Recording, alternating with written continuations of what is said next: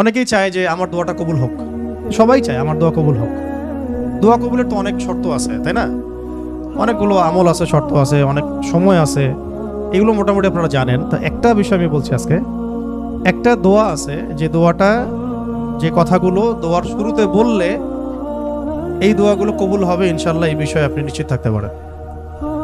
যদি আপনার রিজিক হালাল হয়, ওই শর্তগুলো যদি পূরণ হয়, রিজিক হালাল হয়, বৈধ দোয়া হয়, হ্যাঁ, হারাম কিছু চাচ্ছেন না, আপনি বৈধ বিষয় চাচ্ছেন, হালাল খেয়ে চাচ্ছেন, এই শর্তগুলো পূরণ করে দোয়া করার আগে এই কথাগুলো বললে দোয়া কবুল হবে ইনশাআল্লাহ।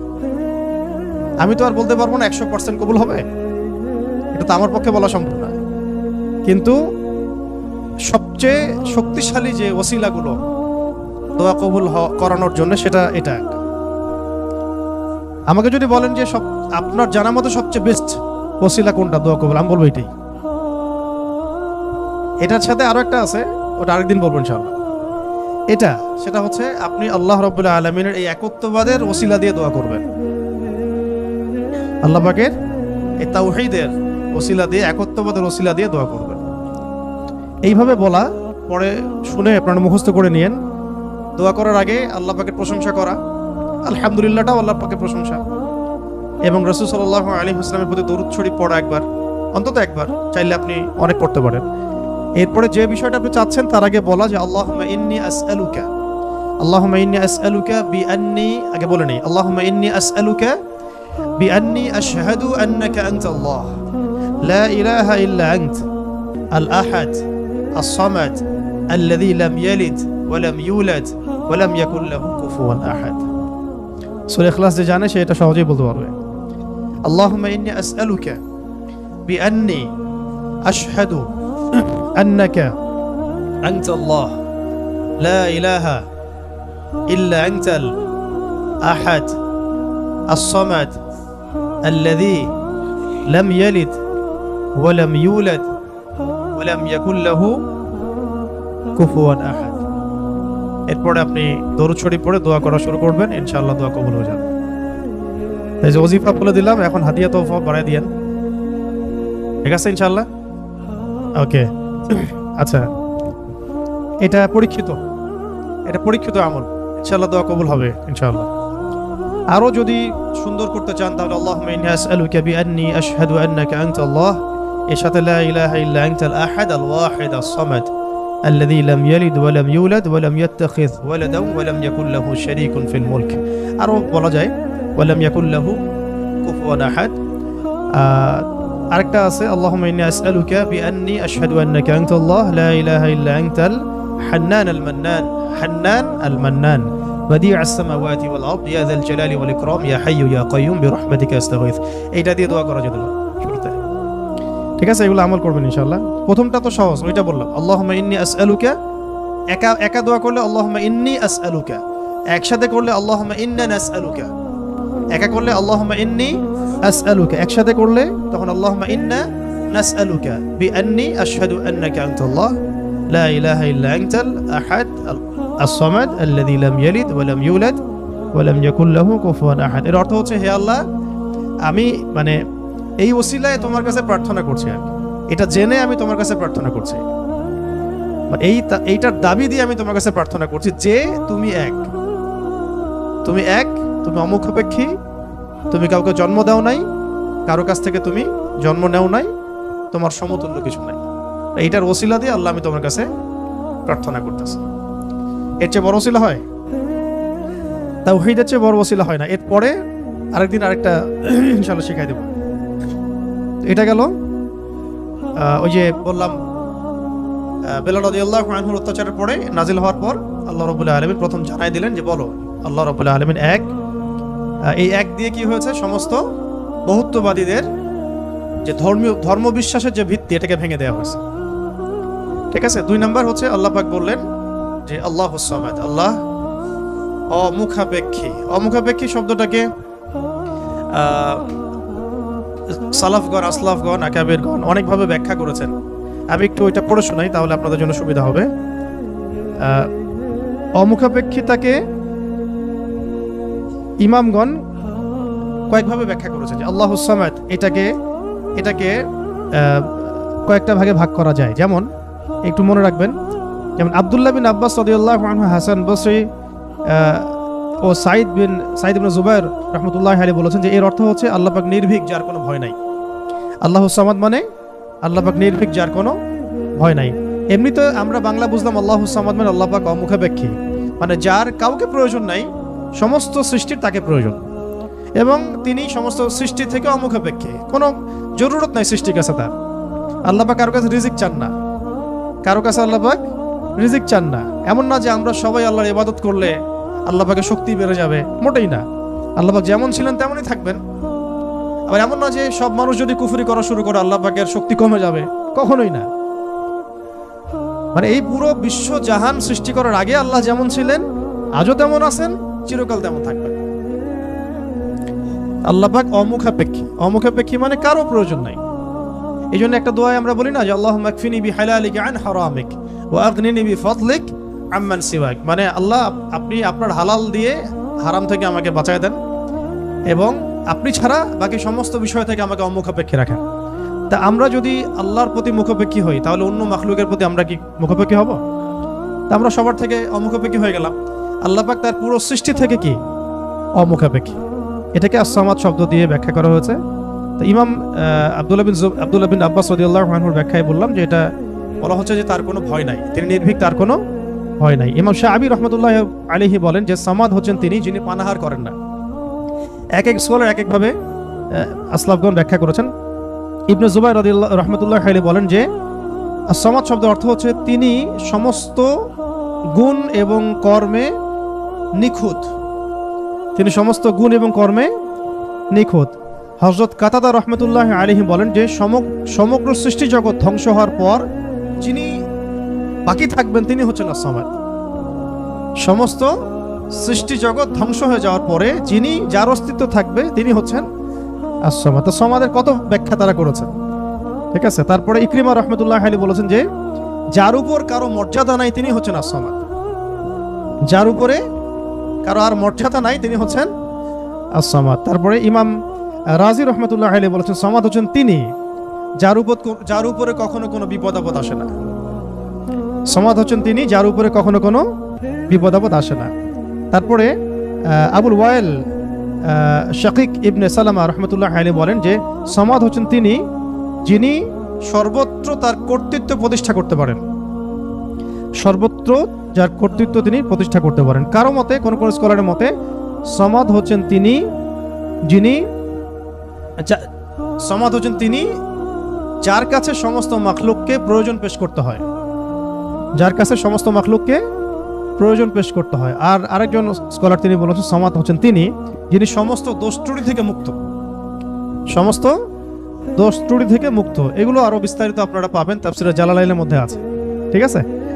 এখন এই সামাদ শব্দ দিয়ে তাহলে কি করা হচ্ছে, ওই বহুত্ববাদীদের পর যাদের ধর্মবিশ্বাস কিছুটা বাকি থাকে তাদের ভিত্তিটাকে ঘুরিয়ে দেওয়া হচ্ছে। তো ইলাহ হতে হবে এমন যার কোনো ভয় নাই, যার কোনো ভয় তাকে কখনো স্পর্শ করে না। ইলাহ হতে হবে এমন একজন সত্তাকে যিনি কারো মুখাপেক্ষী নন। যত স্ট্যাচু আছে এগুলো তো মুখাপেক্ষী, ওকে তো বানানো হয়েছে, সে তো নিজেকে বানায় নাই, সে কারো মুখাপেক্ষী, সে তো খালেক না, সেও মাখলুক। তারপরে যারা মানুষ যারা নিজেদেরকে বিশ্ব মঞ্চে বড় বড় করে ফুটিয়ে তোলে বা নিজেদেরকে রবের আসনে অধিষ্ঠিত করার চেষ্টা করে, তারা কি অমুখাপেক্ষী? তারাও মুখাপেক্ষী, সবাই মুখাপেক্ষী। আবার যে ধর্মবিশ্বাসে চলছে তারা কি অমুখাপেক্ষী? নাসারাদের ক্ষেত্রে সেম, তারা মুখাপেক্ষী। মাজুসিরা তারাও এমন ইলাহের উপাসনা করে যারা মুখাপেক্ষী। শুধুমাত্র মুসলিমরাই এমন একজন ইলাহের উপাসনা করে বা ইবাদত করে, উপাসনা না ইবাদত করে, যিনি অমুখাপেক্ষী, সমস্ত ত্রুটি থেকে মুক্ত, বিচ্যুতি থেকে মুক্ত, যিনি সমস্ত দোষ ত্রুটি থেকে মুক্ত, যিনি হচ্ছেন কারো কাছে কিছু চান না, সবাই তার কাছে চায়, যাকে কখনো বিপদ আপদে স্পর্শ করে না, যিনি পানাহার করেন না, যিনি তার সৃষ্টি এবং কর্মে নিপুণ, এবং যার উপরে কারো কোনো মর্যাদা নাই। এবং যখন সৃষ্টি জগৎ ধ্বংস হয়ে যাবে যিনি বাকি থাকবেন তিনি হচ্ছেন আল্লাহ রাব্বুল আলামিন। তো এখানে আস-সামাদ শব্দের অনেক গভীর কথা আছে, ব্যাখ্যা আছে আর কি। এগুলো নিয়ে ইনশাআল্লাহ আমরা আরো পরে সেশনে করবো ইনশাআল্লাহ। আজকে আমরা একটু কোড আলোচনা করতেছি। 3 নম্বরে আল্লাহ রাব্বুল আলামিন বলেছেন যে বলুন হে নবী যে আল্লাহ তিনি লাম ইয়ালিদ ওয়া লাম ইউলাদ। বলুন তো, সামনে কমন নেওয়া হয়েছে, কুল বলুন আল্লাহ এক, আল্লাহুস সামাদ, আল্লাহ আস-সামাদ, আল্লাহ অমুখাপেক্ষী। আপনি বলে দিন হে নবী যে লাম ইয়ালিদ ওয়া লাম ইউলাদ।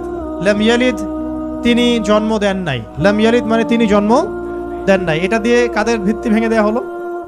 ওই যারা আল্লাহর পুত্র সাব্যস্ত করে, কন্যা সাব্যস্ত করে, ওদের ধর্মবিশ্বাসের ভিত্তি ভেঙে দেওয়া হলো। লাম ইয়ালিদ তিনি জন্ম দেন নাই। তো এমন একজন সত্তাকে আল্লাহ হতে হবে যিনি কাউকে জন্ম দেন না কখনো। আমরা এই দুনিয়াতে যা দেখছি সবকিছু কিন্তু জন্মিত বা জন্ম দিচ্ছে বা জন্মিত। মানুষের কথা বলেন, আপনি যে কোনো মাখলুকের কথা বলেন, এমনকি প্রকৃতির যে বিষয়গুলো আমরা দেখি এগুলো তো জন্মিত আর কি, মাখলুক, এগুলো কোনো না কোনো জায়গা থেকে আসছে। তো আল্লাহ রাব্বুল আলামিন হতে হলে এমন একজন সত্তা হতে হবে যিনি কাউকে জন্ম দেন নাই। ওয়ালাম ইউলাদ, এটা আরো কঠিন। কেউ জন্ম দেয় না সেটা একটা হতে পারে, একজন ধরেন মহিলা আছে জন্ম দেয় নাই সন্তান, তো সে তো কারো কাছ থেকে জন্মিত হয়েছে। দেখে দুইটা রাস্তাই বন্ধ করে দেওয়া হলো যে আল্লাহ হতে হবে এমন একজন সত্তাকে যিনি না জন্ম দিয়েছেন না কারো কাছ থেকে জন্ম নিয়েছেন। এটা আরো কঠিন, এবং এই কাঠিন্যের মধ্যে কোনো সত্তা পড়তে পারে না আল্লাহ ছাড়া। এই মানদণ্ডে আল্লাহ ছাড়া অন্য কোনো সত্তা কখনো পড়তে পারে না, যিনি জন্ম দেন নাই, কারো কাছ থেকে জন্ম নেন নাই। অনেকে প্রশ্ন করে যে, অনেকের মধ্যে ওয়াসওয়াসা আসে যে এই বিশ্বজাহান আল্লাহ সৃষ্টি করেছেন, আল্লাহকে কে সৃষ্টি করেছে? নাউযুবিল্লাহি মিন যালিক। নবী সাল্লাল্লাহু আলাইহি ওয়াসাল্লাম বলেছেন, যখনই এমন কোনো চিন্তা আসবে, এই চিন্তা শয়তান ঢুকিয়ে দেয়, যখনই এমন কোনো চিন্তা আসবে সেজন্য পরে আউযু বিল্লাহি মিনাশ শাইতানির রাজিম, এবং ঈমান পাকাপোক্ত করার জন্য যেন পরে আমানতু বিল্লাহি ওয়া রুসুলিহি, আমানতু বিল্লাহি ওয়া রুসুলিহি, রুসুলিহি বহুবচন, আমানতু বিল্লাহি ওয়া রুসুলিহি। আল্লাহকে যদি কেউ জন্ম দিত বা আল্লাহ যদি কোনো জায়গা থেকে সৃষ্টি হতেন, তাহলে যে স্রষ্টা তিনি তো আল্লাহ হতেন, তাই না? আল্লাহ যদি নাউযুবিল্লাহ কারো কাছ থেকে সৃষ্টি হতেন তাহলে তো তিনি আল্লাহ হতেন না। এমন একজন সত্তাকে আল্লাহ হতে হবে যিনি সৃষ্টি নন, যাকে কেউ সৃষ্টি করে নাই, বরং তার কাজ সৃষ্টি করা। এটা তো আপনি কার্যকারণ তত্ত্ব থেকে বলছেন, এটা ফিলোসফিতে একটা তত্ত্ব আছে, কার্যকারণ তত্ত্ব। মানে তত্ত্বটা হচ্ছে এরকম, ইউনিভার্সিটিতে আমাদেরকে একটু পড়ানো হয়েছিল আর কি, যে প্রত্যেকটা কাজের পিছনে একটা কারণ থাকে। আসলে তাই, কিন্তু প্রত্যেকটা কাজের পিছনে একটা কারণ আসলেই থাকে। শয়তানির পিছনেও কোনো না কোনো কারণ তো আছে, কেন শয়তানি করতেছে এটা কারণ তো আছে। প্রত্যেকটা কাজের পিছনে একটা কারণ থাকে। এই তত্ত্বটাকে তারা বলতো কার্যকারণ তত্ত্ব আর কি। তো এই তত্ত্ব থেকে তারা এই প্রশ্নটা উত্থাপন করেছে যে তাহলে আল্লাহকে কে সৃষ্টি করেছে? ঠিক আছে, এখানে এই তত্ত্বটা নিজেই তার দোষে ত্রুটিযুক্ত আর কি। আল্লাহকে যদি কেউ সৃষ্টি করে তাহলে তো সে আল্লাহ হবে, তাকে কেউ সৃষ্টি করলে সে আল্লাহ হবে, তাকে কেউ সৃষ্টি করলে সে আল্লাহ হবে। এইভাবে আপনি কোথায় গিয়ে শেষ করবেন? যেখানে আপনার চিন্তার জগৎ শেষ হবে সেখান থেকে আল্লাহ রাব্বুল আলামিন শুরু হবেন। ব্যাপারটা এরকম। আল্লাহ রাব্বুল আলামিন কাউকে জন্ম দেন নাই, কারো কাছ থেকে জন্ম নেন নাই। তারপর সবশেষ ওয়ালাম ইয়াকুল লাহু কুফুয়ান আহাদ, ওয়ালাম ইয়াকুল লাহু কুফুয়ান আহাদ। এটা এত কঠিন যে এটা মানে উতরে যাওয়ার মতো আসলে ক্ষমতা আল্লাহ ছাড়া কারোরই নাই, এটা অসম্ভব। ওয়ালাম ইয়াকুল লাহু কুফুয়ান আহাদ, ওয়া মানে এবং, ওয়া মানে এবং, ইয়াকুন মানে হয়, লাহু মানে তার জন্য, কুফুয়ান মানে সমকক্ষ বা সমতুল্য, আহাদুন মানে কেউই। এখানে আহাদুন মানে আসলে কেউই। ওয়া মানে এবং, লাম ইয়াকুন, ওয়ালাম ইয়াকুন এবং হয় না, লাম মানে না, লাম হচ্ছে অতীতকালে নাবাচক বোঝায়, অতীতকালে নাবাচক, এগুলো মনে রাখবেন। ওয়া মানে এবং, ওয়াবের দুটো অর্থ হয় আল কোরআনে, কখনো কখনো শপথ বা কসম অর্থে আসে, কখনো কখনো এবং অর্থে আসে। যেমন ওয়া তিন ফলের কসম, ওয়াল আসরি সময়ের কসম। আর এখানে ওয়া জবর মানে হচ্ছে এবং, ওয়ালাম লাম হচ্ছে অতীতকালে নাবাচক, অতীতকালে নাবাচক। যেমন আমি কখনো বলিনি, আমি করিনি, আমি যাইনি, এগুলো বোঝাতে লাম শব্দ প্রয়োগ করা হয়। ঠিক আছে? ওয়ালাম ইয়াকুন, ইয়াকুন মানে হয়, লাম ইয়াকুন মানে হয় না, ওয়ালাম ইয়াকুন এবং হয় না, এবং হয় না, লাহু মানে তার জন্য, লাহু মানে তার জন্য বলতে এখানে আল্লাহর দিকে নিসবত করা হচ্ছে। ওয়ালাম ইয়াকুন লাহু, তার জন্য হয় না, কি হয় না? কুফুয়ান, আর কুফু মানে কি? সমতুল্য, সমকক্ষ। অনেকে বলেন না বিয়ের ক্ষেত্রে কুফু দেখতে হয়, সমতুল্য, সমকক্ষ, সামঞ্জস্যতা। আহাদ, কেউই মানে তার সমতুল্য সমকক্ষ কেউ নাই, তার সমতুল্য সমকক্ষ কেউ নাই। এটা হচ্ছে আরো কঠিন, কারণ একজন ধরেন আহাদ উতরে আসলো, সমাদে গিয়ে শেষ হয়ে গেল। কেউ হয়তো বলছে লাম ইয়ালিদ ওয়া লাম ইউলাদ, এটাকে কোনোভাবে ব্যাখ্যা করছে, ধরেন কোনোভাবে উল্টাপাল্টা ব্যাখ্যা করছে, কিন্তু শেষে গিয়ে এসে কিন্তু আর পারবে না। ওয়ালাম ইয়াকুল্লাহু কুফুয়ান আহাদ, তার সমতুল্য কিছুই নাই। ধরেন আপনি বললেন যে এই মূর্তিটা নাউজুবিল্লাহ একটা দেবতা, কেউ বললো হয় কোনো মুশরিক, তার এই মূর্তি একটা না, এই মূর্তি আরো অনেক আছে, সামঞ্জস্য আছে। কেউ যদি বলে এই নক্ষত্রটা তার ইলাহ, নাউজুবিল্লাহ, এই নক্ষত্র একটা না, তার সামঞ্জস্য আরো আছে, সিমিলারিটিস আছে আর কি। ঠিক আছে, কেউ বললো যে অমুক নবীর সন্তান আল্লাহর পুত্র, নাউজুবিল্লাহ, তা এই নবীর সন্তান একজন না, আরো বহু নবী আছে তাদের সন্তান হয়েছে। এইরকমই ওয়ালাম ইয়াকুল্লাহু কুফুয়ান আহাদ হচ্ছে এমন একজন সত্তাকে আল্লাহ হতে হবে যার সাদৃশ্য কিছু নাই, লাইসা কামিথলিহি শাই, তার সমতুল্য, তার মতো কিছু নাই। অনেকে আল্লাহ পাকের এই যে হাত, আল্লাহ পাকের চেহারা, আল্লাহর হাসি, আল্লাহর ক্রোধ, এগুলোকে ব্যাখ্যা করতে গিয়ে আকীদার ক্ষেত্রে এমন এমন কিছু ব্যাখ্যা করেছে যেখানে আল্লাহ পাককে মাখলুকের সাথে সাদৃশ্য করে দেওয়া হয়েছে, এবং তারা আবার বলছে এটাই নাকি আহলুস সুন্নাহ ওয়াল জামাআর আকীদা। এটা একটা বাজে বিষয়, এটা একটা বাজে কথা। আল্লাহ রাব্বুল আলামিনের জাত এবং সিফত সম্পর্কে আমরা ইনশাআল্লাহ আরেকদিন বিস্তারিত কথা বলবো। ঠিক আছে, এতটুকু বলছি এখন যে আল্লাহই, তার মতো কোনো কিছুই নাই। যেখানে আল্লাহ পাক বলেছেন তার চেহারা, এটা চেহারার অর্থ ইশারা কি সেটা আল্লাহ পাক জানেন। ওটা আমি যদি এখন মনে করতে যাই যে এটা এরকম চেহারা, চোখ নাক মুখ কানওয়ালা, তো এটা শিরক হয়ে যাবে তো আর কি। আল্লাহ পাক কোনো মাখলুকের সাদৃশ্য না, ওয়ালাম ইয়াকুল্লাহু কুফুয়ান আহাদ, লাইসা কামিথলিহি শাই, তার মতো আর কিছু নাই। ঠিক আছে, তো আল্লাহকে কোনোভাবেই এরকম কোনো ব্যাখ্যার মধ্যে আনা যাবে না। যেমন অনেকে বলেন না যে আল্লাহ পাক কোথায় আছে, তো এখন আপনি প্রশ্ন করলেন যে আল্লাহ রাব্বুল আলামিন কোথায় আছে, তো কেউ বলছে আরশের উপরে আছে, আরশের। তো আল্লাহ পাকের ক্ষেত্রে এমন দিক সাব্যস্ত করা যাবে না, উপরে নিচে ডানে বামে, এভাবে না। এটা ইস্তাওয়ার অর্থ কি, সেটা আল্লাহ পাক যেভাবে বলেছেন ওইটুকুতে চুপ থাকা আর কি, ব্যাখ্যা করতে না যাওয়া আর কি, ব্যাখ্যা করতে না যাওয়া। এমনকি আল্লাহ পাক আর রহমান আর রহিম, এটাকে এইভাবে ব্যাখ্যা করা যাবে না যে কেমন রহমান, আমাদের মতো রহমান, আমাদের মতো দয়াময় কি? আল্লাহর দয়া আল্লাহর মতো, আল্লাহ পাকের দয়া আল্লাহর মতো, আল্লাহর ক্রোধ আল্লাহর মতো, আল্লাহর মানে কারো প্রতি সন্তুষ্ট হওয়া তার মতো, তার নিজের জাত এবং সিফতের মতো, আমাদের কোনো মাখলুকের মতো না। আবার আল্লাহ পাকের দিকে কোনো দিকও সাব্যস্ত করা যাবে না যে আল্লাহ উপরের দিকে, নিচের দিকে, ডানের দিকে, বামের দিকে। এইগুলো মানে খুব সূক্ষ্ম বিষয় আকীদার, এবং এই আকীদার এই বিষয়গুলো সমাজের মধ্যে অনলাইনের মাধ্যমে এত ফিতনা সৃষ্টি হয়ে গেছে যেগুলো আসলে অনেক সময় জেনারেল ভাইরা এখানে মধ্যে ডুবে যাচ্ছেন আর কি। তো আল্লাহ পাকের ব্যাপারটাকে খুব সেন্সিটিভলি বুঝতে হবে এবং সূক্ষ্মতার সাথে বড় বড় উলামায়ে কেরামদের কিতাবগুলো পড়ে তাদের কাছ থেকে ব্যাখ্যা জেনে নেবেন। এবং যেটা বুঝবেন না পড়তে গিয়ে, যদি আপনি আকীদার বইগুলো আসলেই পড়তে পারেন, তাহলে যেটা বুঝবেন না সেটা অবশ্যই বড় আলেমকে জিজ্ঞাসা করতে হবে। হ্যাঁ, আরশের কথা দিয়ে অনেকে বলেছেন উপরে, এই সমাসীন শব্দটা মানে হচ্ছে আসীন হওয়া। এই যে আমি বসে আছি এখন চেয়ারের উপরে, আমি চেয়ারের উপরে সমাসীন হয়ে আছি আমি এখন, তো এটা কি সমাসীন শব্দটা ঠিক হবে? তাহলে আল্লাহ পাক কি বসে আছেন? নাউযুবিল্লাহি মিন যালিক। কোন হালতে আছেন আপনি জানেন? আমরা জানি। আল্লাহর হালতে আছে। আল্লাহ পাক যেভাবে থাকা দরকার তার শান মর্যাদা অনুযায়ী আল্লাহ পাক আছে। তো এই ব্যাপারগুলো খুব সূক্ষ্ম, কিন্তু এই জন্য আমি বলছি এটার আরেকটা দার্স লাগবে পরের ক্লাসে ইনশাল্লাহ।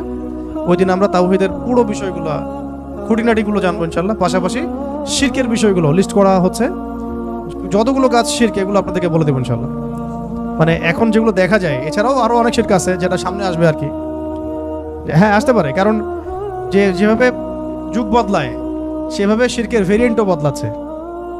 যেভাবে যুগ বদলাচ্ছে না, শিরকের ভেরিয়েন্টও বদলাচ্ছে, কিন্তু উসুলগুলো জানা থাকলে আমরা ভুল করবো না ইনশাআল্লাহ। ঠিক আছে, তো আমরা এখানে সূরা ইখলাসের মূল কয়টা অর্থ জানলাম, সরল অনুবাদ। তাহলে অর্থ ধরলে পারবেন তো এখন থেকে ইনশাআল্লাহ। কুল শব্দের অর্থ বলুন, কাকে বলতে বলা হচ্ছে? রাসূল সাল্লাল্লাহু আলাইহি ওয়াসাল্লামকে।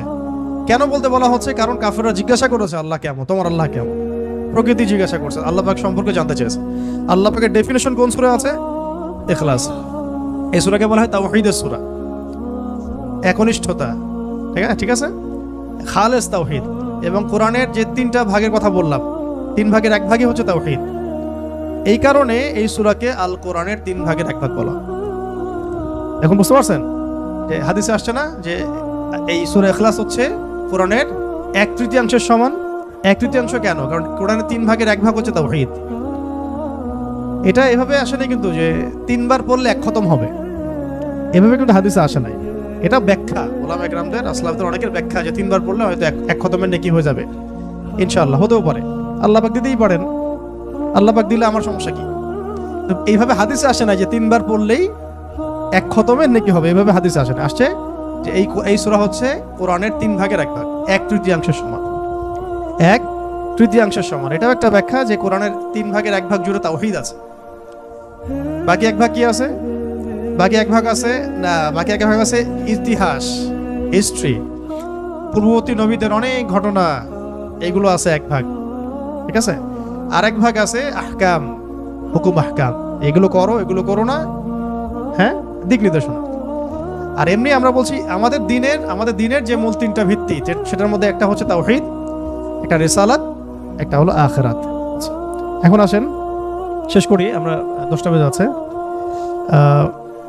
এখন আর 2-1টা কথা বলে আমি শেষ করি যে আজকের মতো, যে আমরা জানলাম এই সূরা শানে নুজুল কি, অর্থগুলো কি। আচ্ছা, অর্থগুলো একবার রিপিট করে নেই। কুল মানে কি বলুন? হুয়া আল্লাহ। হুয়া মানে কি? তিনি। হুয়া মানে তিনি, এখানে আল্লাহকে সাব্যস্ত করেন, নিসবত করা হচ্ছে। আল্লাহ মানে আল্লাহ, আহাদ মানে এক। আচ্ছা, আল্লাহ শব্দটা কিন্তু নিজেই ইসমে আজম, আল্লাহ শব্দটা নিজেই কিন্তু ইসমে আজম। এটার সাথে প্রাসঙ্গিক বলে দিলাম, ওই দোয়াটা যদি করেন দোয়া করার আগে, তাহলে ইনশাআল্লাহ দোয়া কবুল হবে। কোনটা? আল্লাহুম্মা ইন্নী আসআলুকা বিআন্নী আশহাদু আন্নাকা আনতা আল্লাহ লা ইলাহা ইল্লা আনতাল আহাদুস সামাদুল্লাযী লাম ইয়ালিদ ওয়া লাম ইউলাদ ওয়া লাম ইয়াকুল লাহু কুফুয়ান আহাদ। এটা একটা। তারপরে আল্লাহ পাক বলছেন, বলুন তিনি আল্লাহ এক, আল্লাহুস সামাদ, আল্লাহ পাক অমুখাপেক্ষী, লাম ইয়ালিদ, তিনি কাউকে জন্ম দেন নাই, ওয়া লাম ইউলাদ, তাকেও কেউ জন্ম দেয় নাই, তাকেও কেউ জন্ম দেয় নাই। এটা প্যাসিভ, এটা মাজহুল আর কি, আরবিতে বলে মাজহুল, মানে প্যাসিভ। লাম ইয়ালিদ, তিনি কাউকে জন্ম দেন নাই, ওয়া লাম ইউলাদ, তাকেও কেউ জন্ম দেয় নাই। আর ওয়া লাম ইয়াকুল লাহু কুফুয়ান আহাদ, ওয়া মানে এবং, লাম শব্দ প্রয়োগ হয় কখন?